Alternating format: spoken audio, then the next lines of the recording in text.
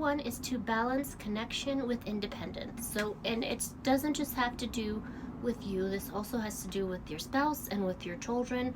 Our children need to be able to have a sense of autonomy, that they can do things on their own and that we trust them to be able to do things on their own.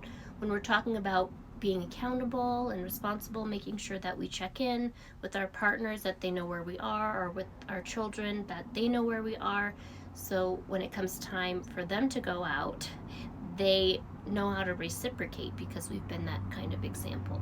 If Stacy's out with a friend, if my daughter's out with a friend, or maybe she's with people out on the town, then she knows that she needs to check in with us to let us know where she is.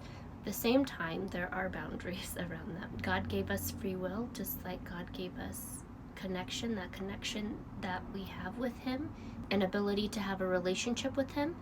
He also gives us boundaries in order to have a healthy relationship with Him. And we also have space to make our own choices. We want to make sure that we're doing that same thing for our spouse and for our children. Otherwise, they will grow to be resentful. God created us with love, and a part of loving someone is letting them go, like to an extent, to make sure that they have autonomy. They have free will to make their own choices.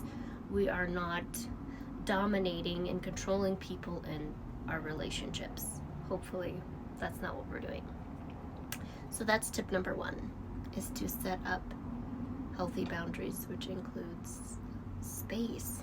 I love my husband, but I don't need to know where he is every second of every day. If he's told me that he is going to go to work for the day, or he's going to the barber shop, it doesn't mean I also need to have a tracker on my phone tied to his car so I know if he goes anywhere in between the house and the barber shop.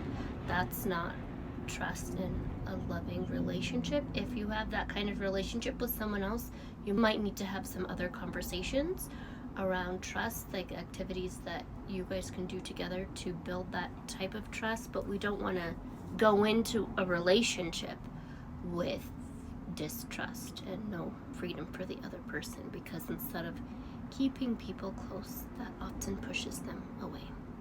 That brings us to tip number 2. That was a bit long-winded, but that brings us to tip number 2.